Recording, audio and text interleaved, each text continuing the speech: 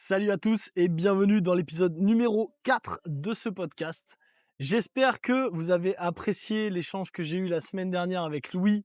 En tout cas, pour moi, c'était vraiment un gros kiff de connecter avec des personnes qui ont un background comme ça, une vision comme ça. Malgré, encore une fois, justement, son jeune âge, c'est vraiment toujours intéressant. Et comme quoi, on a toujours tout à gagner à connecter avec des personnes sans jugement de leur expérience passée ou quoi que ce soit.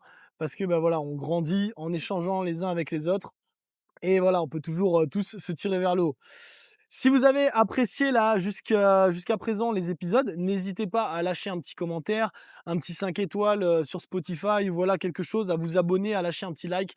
Ça permet d'exprimer votre soutien et ça me permet à moi de faire monter un petit peu les choses et de les propager au plus grand nombre. Donc si ça t'aide, n'hésite pas à le propager autour de toi aussi. Ça pourra peut-être aider aussi quelqu'un qui a ce genre de soucis. Dans tous les cas, je suis toujours persuadé qu'une bonne conversation placée au bon moment, ça peut littéralement changer une vie. Donc voilà, si ça t'a servi, n'hésite pas à le partager autour de toi, n'hésite pas à me faire un petit retour. Ça fait toujours plaisir, ça me donne de la force et ça me permet de vous la renvoyer en retour. Et voilà. Donc, épisode numéro 4 aujourd'hui. D'ailleurs, je suis assez content de me dire que c'est déjà l'épisode numéro 4. C'est quand même assez ouf. Là, ça fait du coup un mois que j'ai entrepris de me lancer dans cette aventure et de tenir un épisode de podcast par semaine. Donc, je suis assez content et voilà, vraiment une belle vision pour la suite de ce que j'ai envie que ce podcast, cette chaîne devienne. Donc, voilà, reste connecté parce que là, tu es vraiment aux fondations de ce que va devenir quelque chose d'énorme, je te le dis. On en reparlera dans des dizaines, voire des centaines d'épisodes plus tard, quand ça aura atteint l'apogée de ce que je veux. Voilà, chose dite, chose faite. On fait les choses bien, donc reste connecté. Tu verras, il y a de grandes choses qui vont popper à l'avenir. Alors, du coup, format en solo aujourd'hui, je vais reprendre encore quelques questions qu'on m'a posées, quelques thèmes qui sont assez intéressants encore une fois, que j'ai choisi aujourd'hui. 4 thèmes en particulier. Et je vais commencer du coup par la première question que j'ai trouvée assez intéressante et je pense qu'il y a matière à développer pas mal de choses par-dessus, comme toujours. La question c'était, est-ce qu'on peut réussir dans la vie quand on est gros? Alors, vaste question et je pense que ça va soulever pas mal de débats et pas mal de réflexions. Alors, pour ma part, déjà, il faut complètement redéfinir la notion de ce qu'est réussir dans sa vie. Parce que c'est des concepts qui sont totalement subjectifs, ok? Le concept de réussite veut dire différentes choses en fonction des individus, en fonction de notre parcours, en fonction de nos rêves, de nos aspirations, de nos ambitions, de ce qu'on croit possible ou non. Donc déjà, il faut vraiment complètement redéfinir ce que veut dire réussir dans sa vie. Je vais partir du principe que on me pose cette question à moi et je vais dire ce que veut dire réussir dans la vie pour moi. Et comme ça, je vais pouvoir justement répondre à cette question du mieux possible et en développant au maximum pour poser un contexte et mon opinion et pourquoi je pense ça. Alors pour moi, réussir dans sa vie, c'est de manière globale, c'est déjà être épanoui. Ça veut dire que tu joues à la vie en mode facile. C'est-à-dire que tu es à la fois dans ton quotidien est rythmé par des choses que tu aimes, entouré par des gens que tu aimes et qui te permettent d'avoir la vie que tu veux sans concession. Je ne sais pas si ça peut paraître assez clair, mais pour moi, c'est ça réussir sa vie. Donc concrètement, c'est faire le métier que tu aimes, d'accord? Pas un métier qui te convient ou un métier dans lequel, tu as des possibilités ou j'en sais rien. Non, non, un métier que tu as choisi, qui te fait vraiment kiffer et dans lequel tu n'as pas l'impression justement de travailler. Évidemment, un métier, qui te rapporte aussi suffisamment d'argent pour pouvoir vivre ta vie de manière, non, comment dire? De pouvoir vivre ta vie exactement comme tu l'entends. Voilà, donc avoir une certaine forme d'abondance financière et de liberté par rapport à ça. Et évidemment, le critère pour moi non négociable, c'est d'être en parfaite forme physique pour pouvoir justement profiter de cette liberté financière, de cette liberté temporelle et de pouvoir en profiter le plus longtemps possible, OK? Parce que quand on parle d'être en forme, en shape physique, au-delà de l'aspect esthétique des choses, on parle aussi d'être en bonne santé, d'accord? C'est aussi ça qu'il faut toujours se rappeler parce que le corps est le reflet de ce que l'on est à l'intérieur. On aura beau essayer de se rassurer pendant 1000 ans, quand on est gros, quand on est en surpoids, quand on est obèse, on n'est pas en bonne santé. Ça, c'est factuel. C'est comme ça, c'est non subjectif, ok? C'est un fait. Donc, à partir de ce principe-là, dans ma définition des choses, non, on ne peut absolument pas réussir sa vie quand on est gros. Parce que forcément, on va avoir tout un tas de limitations par le fait, bah, justement, on va avoir une mauvaise santé qui va nous empêcher de profiter des choses qu'on va pouvoir développer. Donc en fait, à partir du moment où on a justement ce mal-être, ce surpoids, etc., on aura beau avoir tout l'argent du monde, dans tous les cas, on va être limité. Il y a plein d'expériences de la vie qui vont nous être fermées par ce fait-là. Il y a un sujet qu'on développe, qu'on oublie aujourd'hui un petit peu trop dans la société, c'est le fait qu'on vit dans une société visuelle, ok? Il faut vraiment pas se leurrer.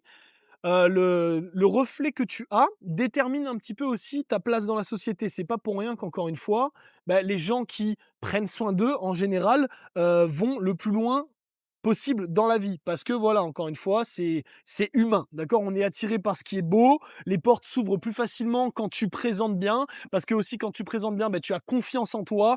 Donc naturellement, c'est un cercle vertueux qui se nourrit par lui-même. C'est absolument pas une référence, comment dire, une référence, de comment dire, fermée de se dire, «Ah non, mais il faut forcément, il faut penser qu'au physique» et cetera. Non, c'est que dans tous les cas, le physique conditionne aussi une partie des possibilités, des opportunités qu'on va avoir dans la vie et c'est tout à fait normal, encore une fois. Même dans la recherche du partenaire, quand on veut attirer à soi aussi un partenaire, beh, on visualise quelqu'un de beau, quelqu'un qui nous attire. Et pour attirer aussi quelqu'un qui nous attire, eh ben, il faut être soi-même attirant. Donc en fait, le fait d'être en forme va conditionner évidemment ta santé, va conditionner justement la liberté que tu vas pouvoir avoir et va conditionner tes relations sociales, tes relations amoureuses, ok? Donc dans cette définition-là, pour moi, clairement, la réponse à cette question, c'est que non, on ne peut pas réussir sa vie en étant en surpoids. On peut vivre, d'accord? On peut vivre sa vie, on peut toucher une grande partie de choses, c'est-à-dire on peut bien gagner sa vie, on peut même trouver l'amour, etc.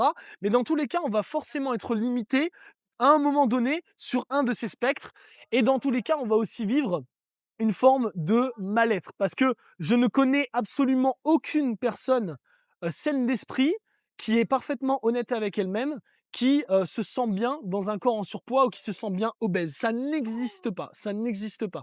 Toutes ces personnes-là, ont envie de se rassurer, c'est peut-être ton cas aujourd'hui, et il faut être parfaitement honnête avec toi-même. Si tu avais le choix, là comme ça, en un claquement de doigts, de pouvoir perdre 15 kilos et d'être dans un corps dans lequel tu apprécies de regarder le miroir, tu le ferais. Tu le ferais. Quand bien même tu me dis que body positive, etc., ce n'est pas vrai, tu mens et tu le sais. On le sait tous. Voilà. Et c'est normal, c'est humain et il faut l'accepter, il faut l'assumer. Au plus vite on l'assume, au plus vite on peut justement, ben encore une fois, créer un état d'esprit pour se poser les bonnes questions et entreprendre les bonnes actions qui vont avec. Donc voilà, je suis pas du tout, dans, le fait de dire que voilà, quand, tu es en surpoids et cetera, toute ta vie sera pourrie et cetera. On va pas aller jusque-là. Mais on va pas se mentir non plus que forcément, si tu es en shape et ben, tu auras plus d'opportunités, tu vas pouvoir beaucoup plus kiffer la vie, tu vas pouvoir multiplier les expériences, tu vas pouvoir attirer à toi les bonnes personnes, tu vas pouvoir être en confiance et voilà, encore une fois, attirer un certain cercle vertueux. Dans tous les cas, si toi tu te regardes dans le miroir et que t'aimes pas ce que tu vois, ça va conditionner tes pensées, ça va conditionner la manière dont tu te vois réussir ou pas des choses, ça va conditionner la manière, c'est-à-dire si tu te sens capable ou pas d'entreprendre des choses. Donc voilà, tu vas pouvoir vivre ta vie en étant en surpoids, mais tu resteras toujours, toujours extrêmement loin de ton potentiel et tu vas te priver d'un épanouissement et d'un bonheur qui n'a absolument aucune limite. Ok? Vraiment, j'invite chaque personne à essayer de visualiser comment elle s'imaginerait si elle fonctionnait à 100% de leur potentiel. Parce que ça, c'est quelque chose que moi, je vois depuis des années avec les personnes que j'accompagne, et c'est des discussions que j'ai régulièrement. Quand on commence à changer, quand on commence à prendre soin de soi, à modifier un petit peu son alimentation, à perdre justement un petit peu ses kilos en trop, à apprécier un peu plus son reflet, ben on se rend compte en fait que pendant des années, quand c'était pas le cas, on fonctionnait en sous-régime. On fonctionnait vraiment en fait tellement loin de son potentiel, on n'était qu'à 20% de soi-même. Et quand tu as goûté à ça, une personne qui a goûté justement au développement et qui commence à exploiter un peu plus de son potentiel ne voudra jamais revenir en arrière. Parce que c'est comme un super pouvoir, quoi. Vraiment, puis de toute façon, c'est logique. Quand dans la vie, tu avances avec 20 kilogrammes de trop, c'est déjà une souffrance pour ton corps. Ton corps se trimballe ça sur les articulations, tes articulations souffrent, donc forcément ton mental souffre aussi. Quand tu enlèves ces trucs-là en trop, mais forcément tu te sens plus léger, tu te sens plus vif, donc déjà ça a un impact physique, mais ça a forcément un impact mental aussi. Donc c'est vraiment quelque chose qu'il faut arriver à se graver dans son fort intérieur. Le but, c'est pas du tout de se dire: «Ah ben, quand t'es gros, t'es qu'une merde et tout», pas du tout, loin de là. Mais par contre, change cet état de fait, OK? Parce que tu tellement loin de ton potentiel, tu te prives de plein de choses dans la vie et tu mérites mieux que ça, mon gars. Je sais pas, franchement, j'ai envie que quand tu écoutes cette parole, tu te dises: «Mais oui, bordel, OK, je me sens bien et cetera, mais en fait, je peux me sentir, mais genre vraiment 100 fois mieux. Je peux améliorer tous les plans de ma vie, je peux goûter à plein d'opportunités et cetera», et c'est ça qu'il faut qu'en fait, tu te mettes dans le crâne. C'est que la vie, moi, j'ai l'habitude de dire: «Memento mori», un jour, on va mourir, et en fait, il faut vraiment se rappeler que tu as le choix entre maintenant et le jour de ta mort de kiffer cette expérience de la vie.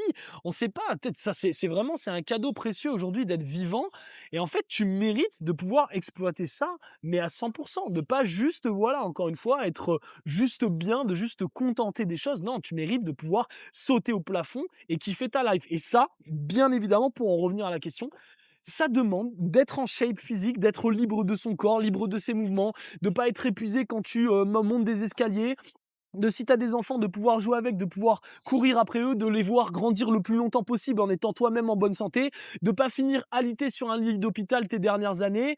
Voilà, genre vraiment, c'est réussis ta vie en étant en shape et en gagnant de l'argent et en faisant plein de choses, etc. Et là, tu kifferas ta vie. Voilà ma définition et voilà ma réponse à cette question. Donc, je clôturerai cette étape-là en te disant de redéfinir clairement quels sont des standards de réussite, ok? Parce que voilà, encore une fois, se dire que ça te convient ou ouais, ça va, c'est absolument pas de la réussite, c'est du contentement, et ça, je suis désolé de le dire encore une fois, c'est de la médiocrité. C'est ce que 99% des gens se contentent d'avoir, et voilà. Si tu es bien à cet endroit-là, ben, grand bien te fasse, et puis ben, je te souhaite quand même une belle vie. Mais si tu as envie vraiment juste d'extirper tout le nectar de cette expérience qu'est la vie, et ben ouais, forge-toi un corps, mets-toi dans la meilleure shape de ta vie, entreprends des choses, attire à toi le meilleur partenaire, et voilà, genre, c'est bon, quoi. Kiffe, quoi. Pause coco.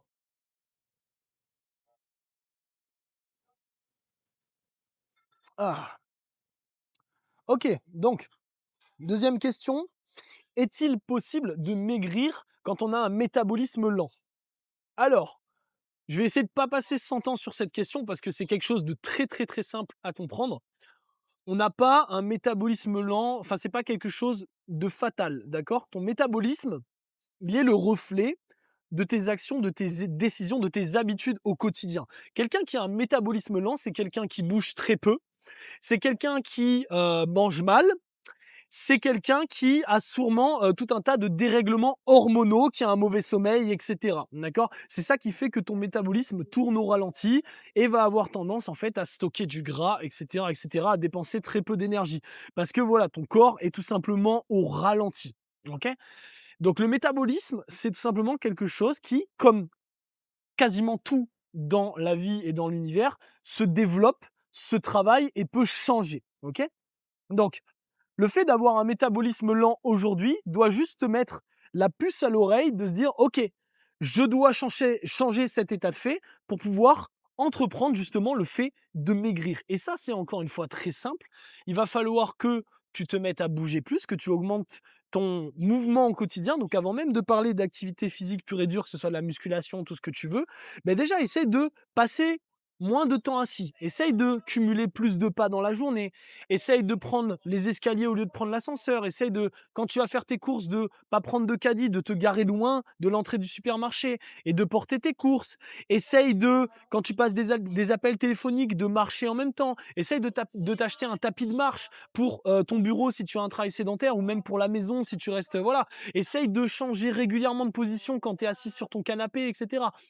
Déjà, occupe-toi de cette partie-là qu'on appelle le NEAT, encore une fois, le Non-Exercise Activity Thermogenesis, qui concerne en fait tous les mouvements hors de l'activité physique dans ton quotidien. Ok? Ça déjà, ça va augmenter naturellement un petit peu ton métabolisme et donc du coup aussi ta dépense calorique de base à la journée. Ok?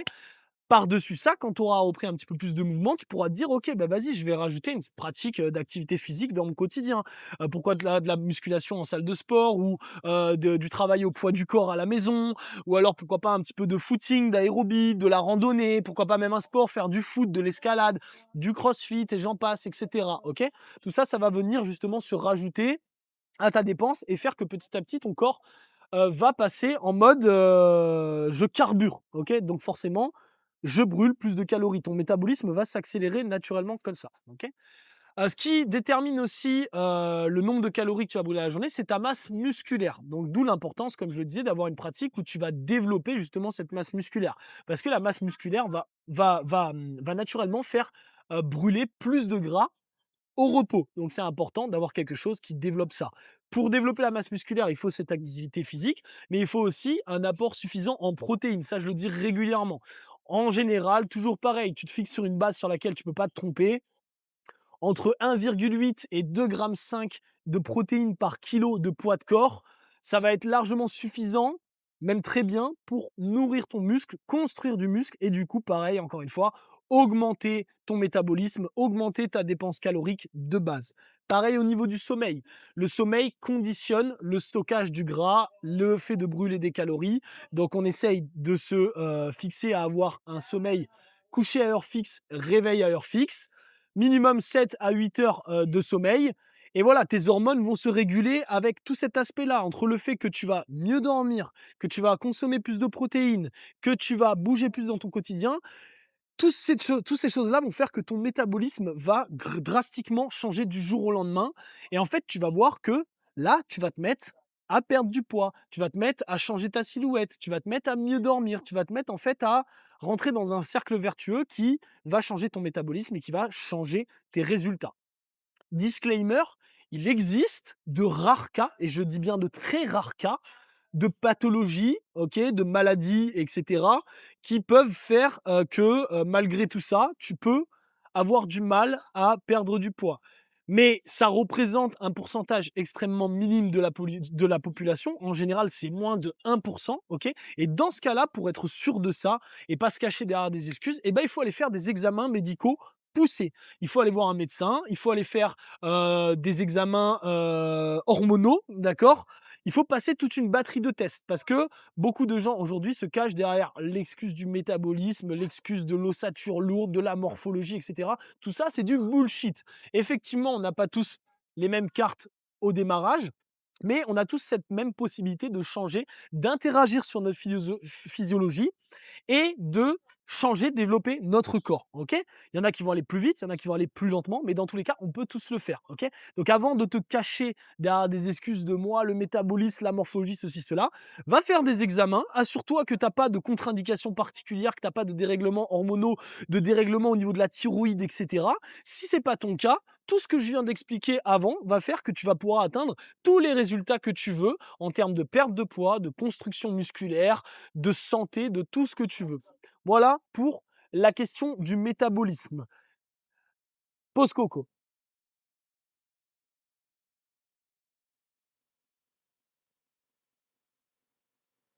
Troisième question aussi très intéressante. Faut-il compter ses calories? Alors, réponse en plusieurs teintes encore une fois. Moi, je suis partisan que oui, pendant une période. Parce que c'est une période en fait d'investissement, de compréhension de toi-même. Le fait de compter tes calories va te faire avoir un feedback, va te faire avoir des datas, des données que tu vas pouvoir analyser, mesurer, quantifier pour comprendre un petit peu plus ton corps, comment tu réagis à telle ou telle chose et quels résultats ça t'amène. Parce que beaucoup de gens disent ouais, moi je fonctionne à l'instinct, etc. Mais pour pouvoir fonctionner à l'instinct, il faut pendant un moment être passé par cette phase où tu as fait un travail un petit peu plus mesuré pour comprendre en fait si ce que tu fais t'apporte des bons résultats ou pas. D'accord? Donc il y a, pour moi cette étape qui est vraiment nécessaire de passer par le fait de compter ses calories. Après quand on compte ses calories, l'objectif c'est pas de se mettre dans, une névrose absolue et de tout compter absolument au gramme près. C'est d'avoir en fait un certain repère une certaine marge, une certaine cible. Tu vois, par exemple, tu vas te fixer un certain, nombre de calories à la journée pour être à peu près soit en déficit, en maintenance ou en surplus calorique. Pour être en déficit calorique, c'est l'objectif que tu vas avoir pour, perdre du poids, perdre du gras. La maintenance calorique, ça va être justement pour entretenir, justement le niveau de forme, la le poids que tu as et pour, pourquoi pas juste maintenir ou alors faire une petite recomposition corporelle et le surplus calorique, ça va être pour prendre du poids. Donc déjà, le fait de compter tes calories va pouvoir te permettre de savoir dans quelle tranche tu te situes et est-ce que c'est cohérent par rapport à tes objectifs? Parce que le premier truc qu'on voit régulièrement chez les personnes, c'est que soit on a l'impression de manger trop peu et en fait on mange beaucoup trop sans s'en rendre compte, soit c'est l'inverse. Enfin, dans tous les cas, en fait, on n'en sait jamais vraiment rien tant qu'on n'a pas mesuré pendant un petit moment. Surtout que pareil, tu vas prendre conscience de certaines choses au niveau de l'apport calorique de certains aliments. Il y a des choses qu'on sous-estime énormément et il y a des choses qu'on surestime aussi énormément. Par exemple, quand on parle de manger ici, ben, en général, on commence à se gaver de noix, d'avocats, d'huile d'olive de partout, et cetera. Mais ça, en fait, ce qu'on ne se rend pas compte, c'est que oui, OK, ce sont des choses saines, mais encore une fois, c'est la dose qui fait le poison. Ce sont aussi des aliments extrêmement riches caloriquement et à partir du moment où tu commences à en rajouter un petit peu partout dans ton alimentation, mais en final, tu commences à complètement défoncer ton total calorique et ce qui fait que en mangeant plus sain, mais tu finis quand même par prendre du poids et ça, tu peux le savoir qu'en ayant investi un petit temps de ta vie ne serait-ce qu'une semaine pour pouvoir mesurer, calculer toutes ces choses-là. OK? Donc vraiment, en fait, c'est l'apprentissage de ce qu'est l'alimentation, de ce que ça représente dans notre corps et encore une fois des taux. Parce que je le dis souvent, ton corps, c'est comme un véhicule, OK? Tu as ta voiture, dans ta voiture, tu as, de l'essence, tu as du liquide de refroidissement, du liquide de frein et cetera. Bref, tu as des taux, tu fais les vidanges et cetera. Tu vas pas commencer à te taper un road trip là de 1 000 kilomètres avec un véhicule qui est branlant, d'où les taux sont complètement déréglés, où il manque de telle ou telle chose. Non, tu vas forcément entretenir un petit peu ton véhicule pour kiffer ton voyage et que ça se passe bien et pouvoir profiter. Ton corps, c'est la même chose. Le fait de compter tes calories va pouvoir savoir exactement où tu te situes. Est-ce que mes taux sont bien respectés? Est-ce que voilà, mes macronutriments, mes micronutriments sont respectés? Et est-ce que du coup, j'ai la forme que je veux? Parce que en voyant certaines choses, tu vas comprendre pourquoi tu es fatigué. Ou au contraire, tu vas comprendre pourquoi tu te sens super bien en bonne énergie. Tu vas comprendre, tu vas faire le lien entre ton alimentation et ton sommeil, tes performances physiques, etc. Donc bref, en fait, tu vas apprendre énormément de choses sur toi-même qui vont te servir. Pour nuancer un petit peu plus cette réponse, il y a effectivement des cas, dans des cas, par exemple, de troubles du comportement alimentaire où, compter ses calories, va être une mauvaise idée parce qu'en fait, on va rajouter de la névrose sur quelqu'un qui est déjà névrosé et du coup, on va simplement jeter de l'huile sur le feu. Donc dans ce cas spécifique, il s'agirait déjà de retrouver un petit rapport sain à l'alimentation en, comment dire? En changeant déjà certaines petites choses, en, faisant vraiment un travail un petit peu plus introspectif, un petit peu plus mental et vraiment, voilà, pour pouvoir ensuite passer à cette étape-là. Parce que forcément, voilà, quand on, a peur de manger le moindre truc, de grossir et cetera ou quand on mange par compulsion émotionnelle et ben, on peut très vite, voilà, tomber dans le piège des chiffres et partir très, très vite en couille.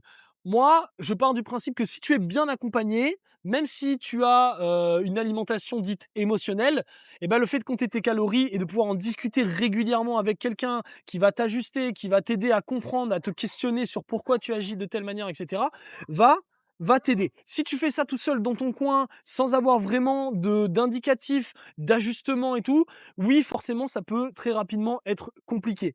Donc, pour en revenir, en fait, encore une fois à cette question, moi, je dis oui. N'importe quelle personne doit passer un moment de sa vie par cette étape-là pour vraiment apprendre tout ce qu'il y a à apprendre sur lui-même et pouvoir, en fait, petit à petit, se libérer de ça et fonctionner vraiment à l'instinct parce que tu connaîtras suffisamment ton corps.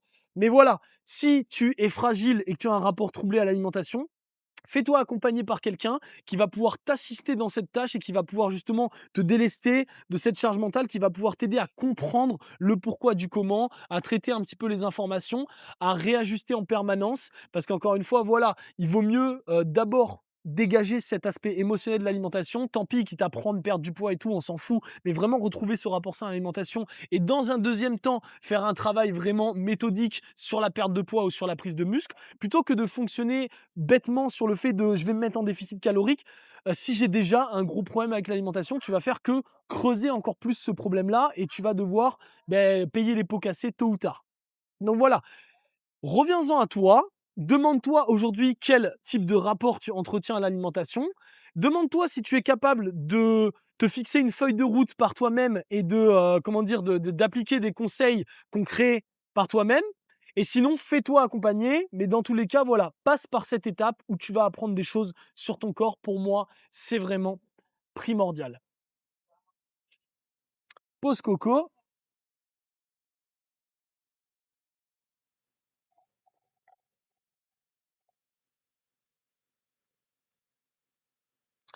Alors, dernière question, qui fait un peu le lien encore une fois avec celle-là. Est-ce que tu crois qu'on peut manger librement quand on a un objectif fort?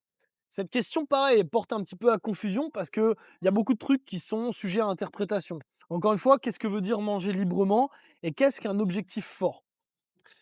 Si par manger librement, tu entends manger sans privation, entrée, plat, dessert au resto tout le temps, manger du pain, boire de l'alcool, manger des conneries, etc. Pour moi, tu n'es pas libre parce que quand tu as une alimentation comme ça, tu es juste tout simplement, encore une fois, esclave de tes pulsions. Tu es conditionné par l'appel du sucre en permanence et du coup, tu n'es absolument pas libre parce qu'en fait, tu es juste le pur produit de ces addictions-là.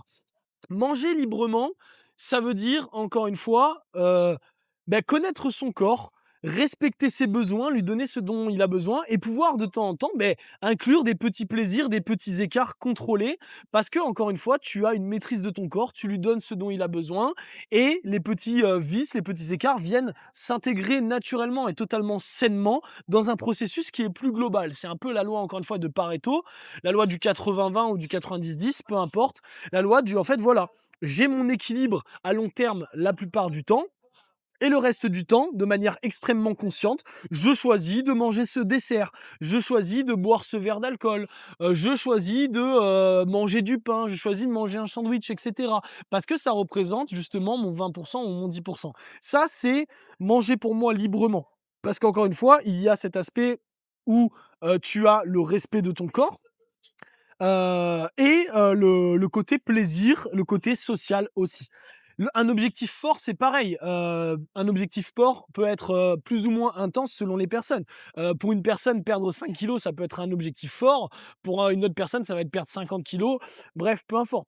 Dans tous les cas, il faut juste que tu te dises que, encore une fois, c'est quelque chose que j'aborde très régulièrement, c'est que ce que tu fais en termes d'alimentation, doit pouvoir s'inscrire dans un processus à long terme, doit être viable sur la durée et doit être, aussi, doit inclure aussi la partie plaisir. Si tu es dans un processus qui, dans tous les cas, te fait lutter, être en résistance permanente, c'est là où tu vas rentrer dans ce processus, en fait, dans ce, comment dire, dans ce rapport de force dans l'alimentation, où tu vas avoir d'un côté, dans ton esprit, une alimentation besoin objectif, et de l'autre côté, une alimentation émotionnelle, pulsation, une alimentation récompense. Donc en fait, il faut que tu apprennes à comprendre que, voilà, être en bonne santé, ça nécessite une certaine alimentation et que le reste a totalement sa place. À partir du moment où tu sais ce que tu veux, si par exemple ton objectif c'est d'être sec toute l'année, d'entretenir une certaine forme, tu sais que tu vas devoir être en maintenance calorique par rapport à cet objectif que tu recherches. Tu vas devoir encore une fois consommer suffisamment de protéines. Tu vas devoir quand même limiter tout ce qui est sucre, etc. dans ton quotidien. Et tu choisiras voilà, de manière consciente les moments où tu vas pouvoir réinclure ces trucs-là. Tu vas choisir avec beaucoup de conscience quand tu vas sortir avec tes amis, quand tu vas pouvoir te faire plaisir au resto, etc. En fait, encore une fois, c'est juste avoir des standards et savoir respecter ses limites. Si tu sais exactement ce que tu veux dans ta vie, tu te sentiras jamais privé. Et c'est là où je dis que ce que tu fais, ça doit pouvoir tenir toute la vie. Si tu es dans ce truc de privation, dans tous les cas, il va y avoir un moment où tu vas craquer et tu vas repartir en couille parce que la vie, on n'est pas censé la vivre en se frustrant, en se privant, etc. Donc, il faut trouver cet équilibre, se fixer des objectifs très clairs, des objectifs, encore une fois, à court terme, à moyen terme et à long terme. Et c'est ça qui va dicter, en fait, la manière dont tu vas vivre ta vie. Des objectifs aussi, encore une fois, réalistes.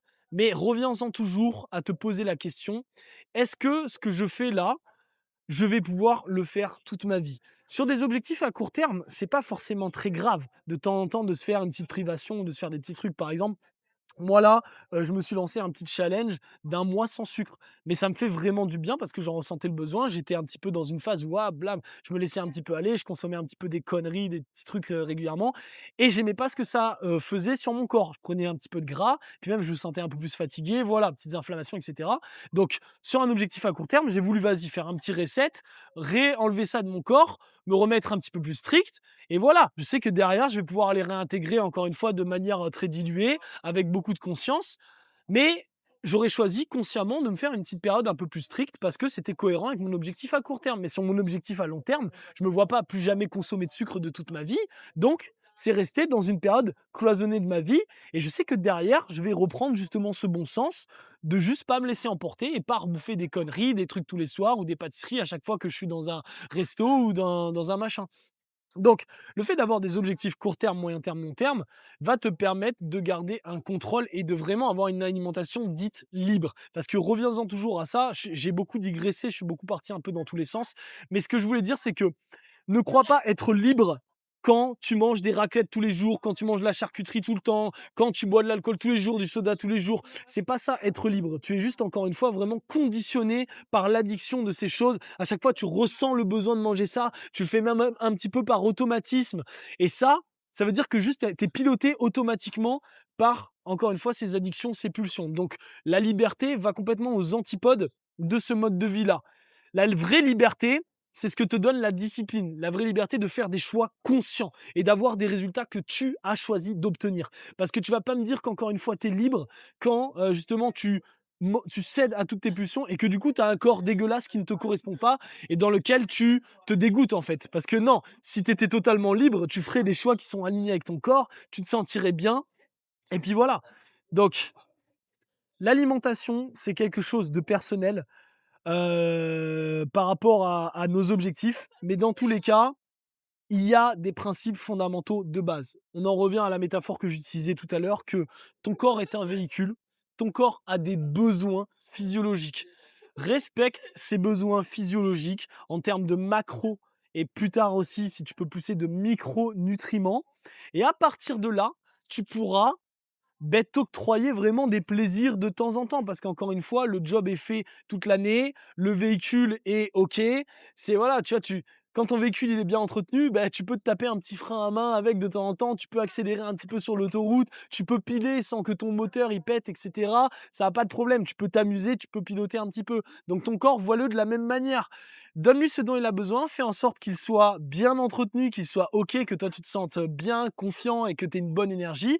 Et derrière, mais tu auras tous les loisirs de te faire plaisir de temps en temps, au resto, avec les amis, et voilà. Fixe-toi des objectifs et ça coulera de source. Voilà pour cet épisode. J'espère avoir fait le tour. Il y aura toujours, encore une fois, énormément de choses à développer sur ces sujets-là. J'espère que ça vous aura toujours apporté certaines pistes de réflexion et que ça vous nourrira, que ça vous permettra encore une fois de vous poser les bonnes questions et de vous fixer des objectifs concrets. Je le dirai toujours à la fin de chaque épisode de ces podcasts. On aborde des réflexions, on parle, on aborde une certaine forme de philosophie, des principes, etc., certains protocoles.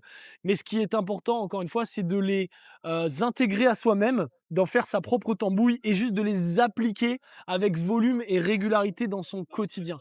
L'essentiel, c'est encore une fois de se fixer des limites, des standards. À partir du moment où vous savez ce que vous voulez dans votre vie, et ben derrière, vous allez encore une fois savoir quoi implémenter. Et le but de ces podcasts est de vous donner justement, de nourrir une réflexion, de vous permettre justement de vous fixer ces objectifs et d'utiliser des outils ou des réflexions concrètes pour y arriver.